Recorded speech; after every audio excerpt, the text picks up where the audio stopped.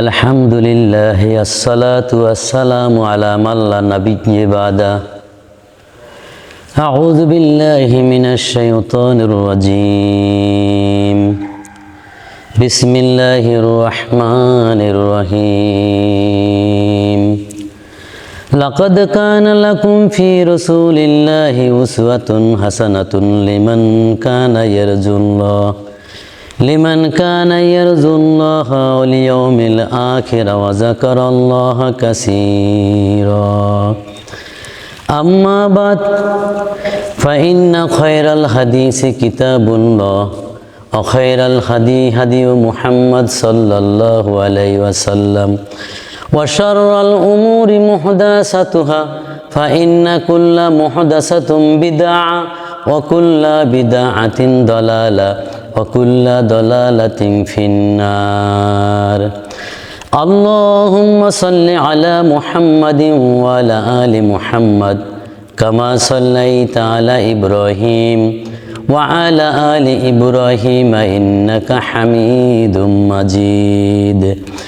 আল্লাহুম্মা বারিক আলা মুহাম্মাদিন ওয়া আলা আলি মুহাম্মাদ কামা বারাকতা আলা ইব্রাহিম ওয়া আলা আলি ইব্রাহিম ইন্নাকা হামিদুম মাজিদ।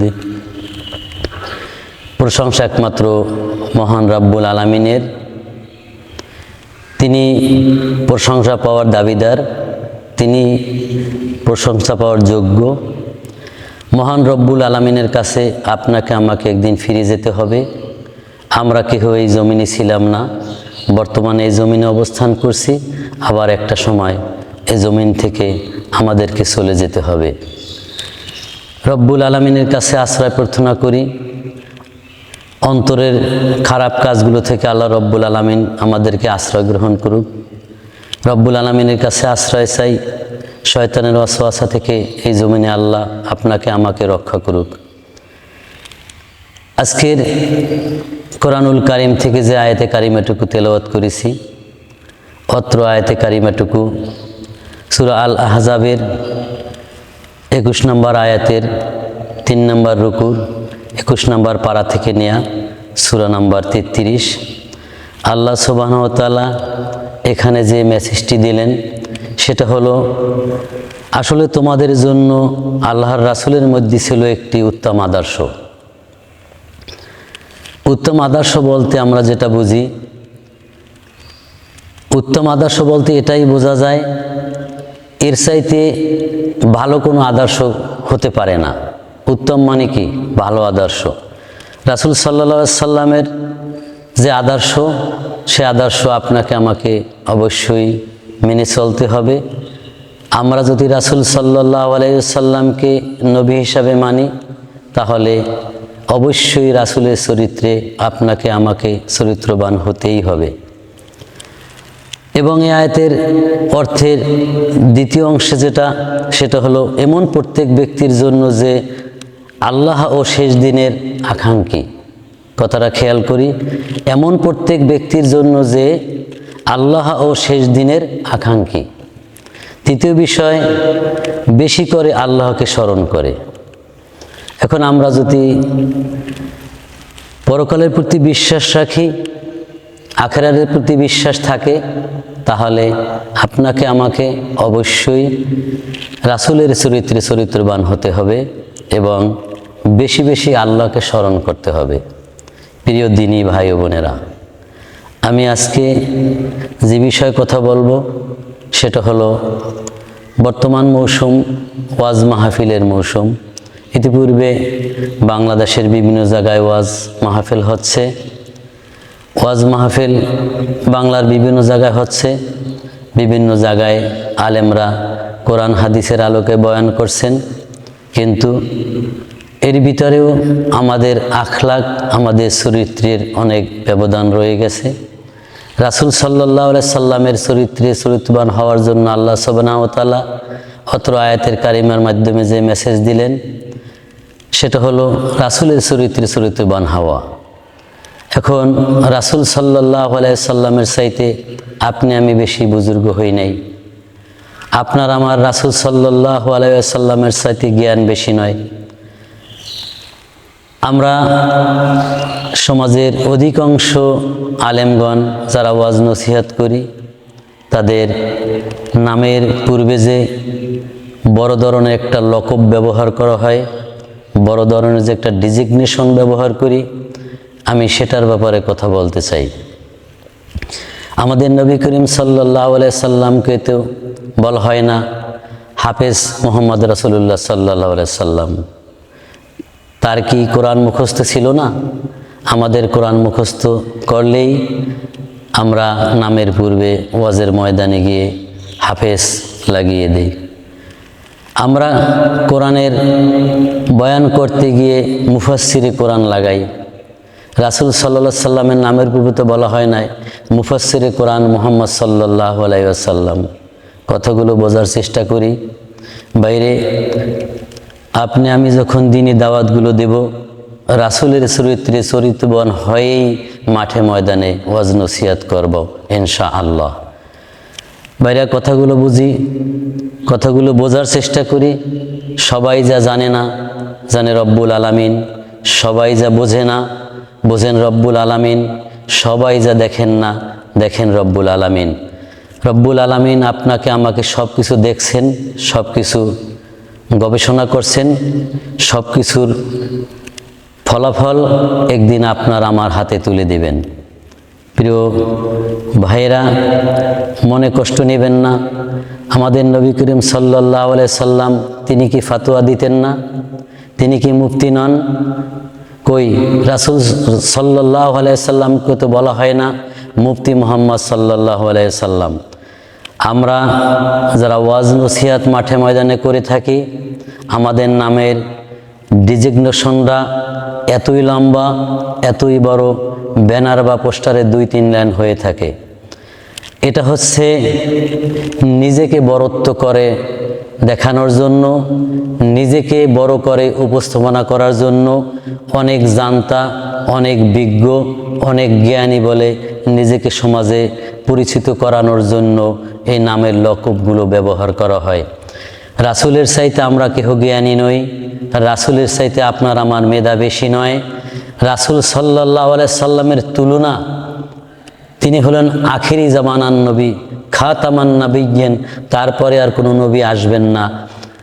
তার চরিত্রে চরিত্রবান হওয়ার জন্য আল্লাহ সুবহানাহু ওয়া তাআলা অত্র আয়াতের কারিমায় আমাদেরকে মেসেজ দিয়েছিলেন, রাসূলের চরিত্রে চরিত্রবান হওয়ার জন্য আহ্বান করেছিলেন। ভাইরা আমার, আমরা রাসূলের চরিত্রে চরিত্রবান কতটা হতে পেরেছি? আমরা নিজেকে নিয়েই উৎফুল্ল, নিজেকে নিয়ে আনন্দিত, নিজের পরিচয়টা সমাজে অনেক বড় করে দেওয়ার জন্য একেবারে উঠে পড়ে লেগেছি। অথচ রাসূল সাল্লাল্লাহু আলাইহি সাল্লামের নামের আগে পরে কোনো ডিজিগনেশন ছিল না। নামের আগে পরে ডিজিগনেশন দিয়ে বোঝাতে চাই আমার মতো জানতা, আমার মতো জ্ঞানী, আমার মতো বড় আলেম এই সমাজে নেই। কারণ যত বড় লকব লাগাবেন, আমাদের দেশের সাধারণ মানুষগুলো মনে করবেন যে অনেক বড় মাপের আলেম।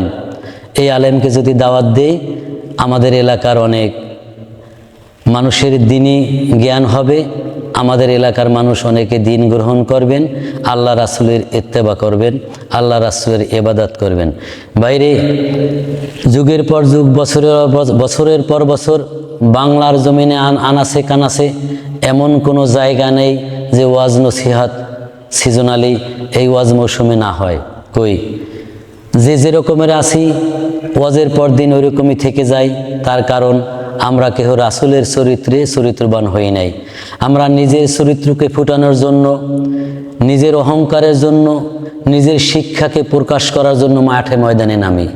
কারণ মাঠে ময়দানে গিয়ে যদি নিজের যোগ্যতাকে প্রচার করতে পারি, তাহলে সারা বাংলায় নাম হবে অমুক আলেম এত ডিগ্রিধারী, অমুক আলেমের এত শিক্ষা।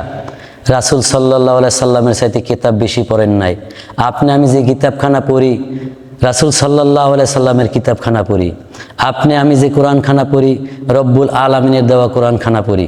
রব্বুল আলামিনের কোরআন থেকে কোরআন পড়ে, রাসূলের হাদিস পড়ে তার চাইতে, রাসূলের চাইতে বড় পণ্ডিত হওয়া কোনো কিছুতেই সম্ভব নয় এবং কশ্চিনকালেও সম্ভব হবে না। প্রিয় ভাইরা, আমি আপনাদের কটাক্ষ করার জন্য, আপনাদেরকে ছোট করার জন্য কথাগুলো বলছি না।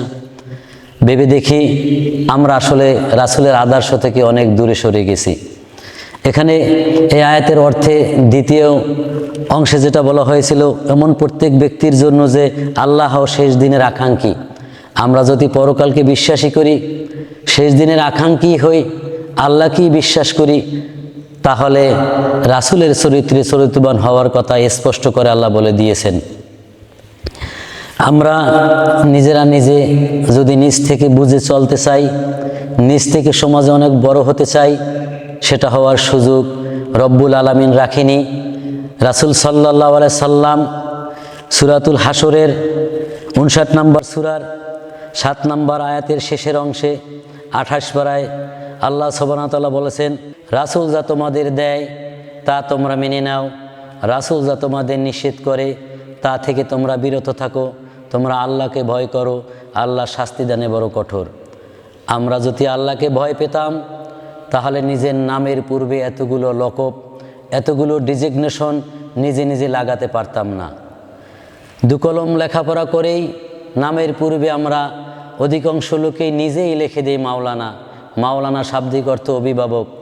আপনি অভিভাবক হতে পারেন পরিবারের, আপনি অভিভাবক হতে পারেন সমাজের, কিন্তু আপনি আমি যে মাওলানাটা ব্যবহার করি, এই মাওলানার শাব্দিক অর্থে আল্লাহ রব্বুল আলামিন বলেছেন, আংতা মাওলানা ফাংসুরুন আলাল কওমিল কাফিরিন। রব্বুল আলামিনের কাছে রাসূল সাল্লাল্লাহু আলাইহি সাল্লাম ফরিয়াদ করে বলেছিলেন, আয় আল্লাহ, আপনি কাফিরদের মোকাবিলায় আপনি আমাকে বিজয় দান করেন, কাফিরদের মোকাবিলায় আপনি আমার উত্তম অভিভাবক। এখানে আল্লাহকে অভিভাবক বলে রাসূল সাল্লাল্লাহু আলাইহি সাল্লাম বলেছিলেন, আংতা মাওলানা ফাংসুরুন আলাল কওমিল কাফিরিন। বাইরা বোঝার চেষ্টা করি, একের পর এক যে আমরা নামের পূর্বে ডিজিগনেশনগুলো ব্যবহার করি, এগুলো নিজেদের থেকে আমরা নিজেকে সমাজে বরত্ব করার জন্য, সমাজে নিজের শিক্ষা দীক্ষাকে প্রকাশ করার জন্য মাঠে ময়দানে ওয়াজ নামে নেমে যাই। কারণ আমাদের দেশের মানুষগুলো অতটা শিক্ষিত নয়, তারা আলেমদের ডাকে কিছু শেখার জন্য তারা শিখতে পারে হুজুরের নামের লকব, নামের ডিজিগনেশন।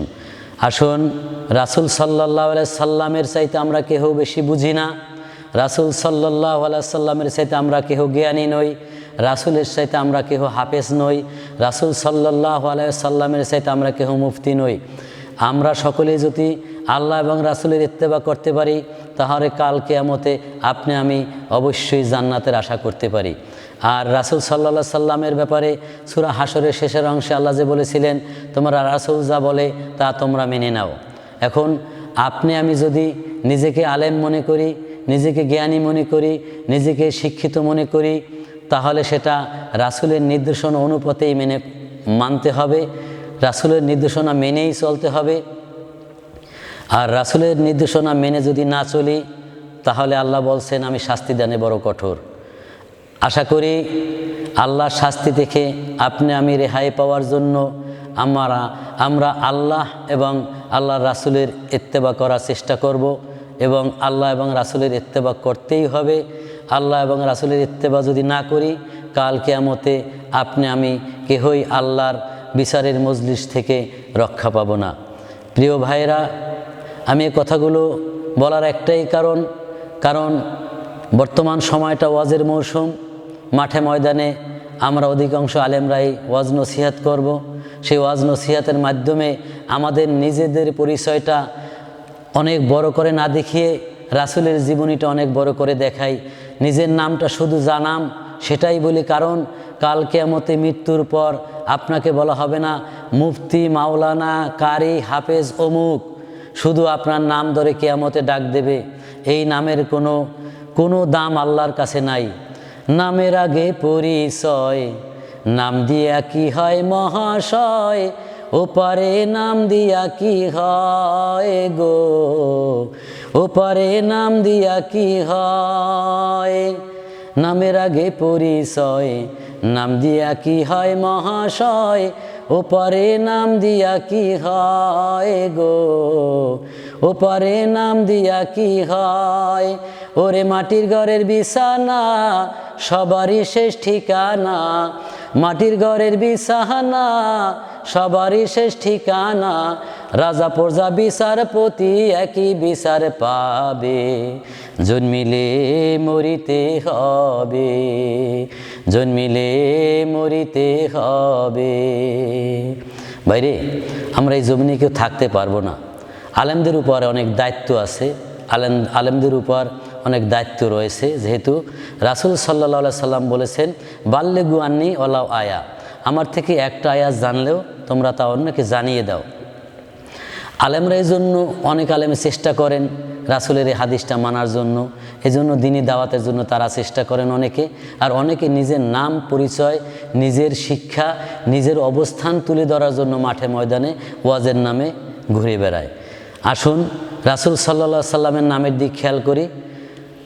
মুহাম্মদ সাল্লাল্লাহু আলাইহি সাল্লামের নামের আগে পরে কোনো ডিজিগনেশন নেই, নামের আগে পরে কোনো লকব নেই, তার নাম শুধু মুহাম্মদ সাল্লাল্লাহু আলাইহি সাল্লাম বলা হয়। এই জন্য নবী করিম সাল্লাল্লাহু আলাইহি সাল্লামের নাম বললেই নামের শেষে দুরূদ পড়তেই হবে, এই জন্য আমরা দুরূদটা পড়ি। আশা করি আমার কথাগুলো বুঝতে পারছেন। আমি ইতিপূর্বে যে কথাগুলো বলেছি এই কথাগুলো কোরআনুল কারিম থেকে বলেছি। আমি কোনো কবির কাব্য, কোনো রচনা থেকে, কোনো মানুষ লিখিত গ্রন্থ থেকে কথা বলি নাই। মানুষ লিখিত গ্রন্থতে লেখা থাকে নিচে, আমার বইয়ের লেখায় যদি কোনো ভুল পান দয়া পরামর্শ জানাবেন। একমাত্র আমি যে কিতাব থেকে কথা বলেছি সেই কিতাবে আল্লাহ বলে দিয়েছিলেন ইহাতে কোনো সন্দেহ নেই। আল্লাহ নিজে বলছেন এই কিতাবে কোনো সন্দেহ নেই। আমি সন্দেহবিহীন কিতাব থেকে কথাগুলো বলেছি।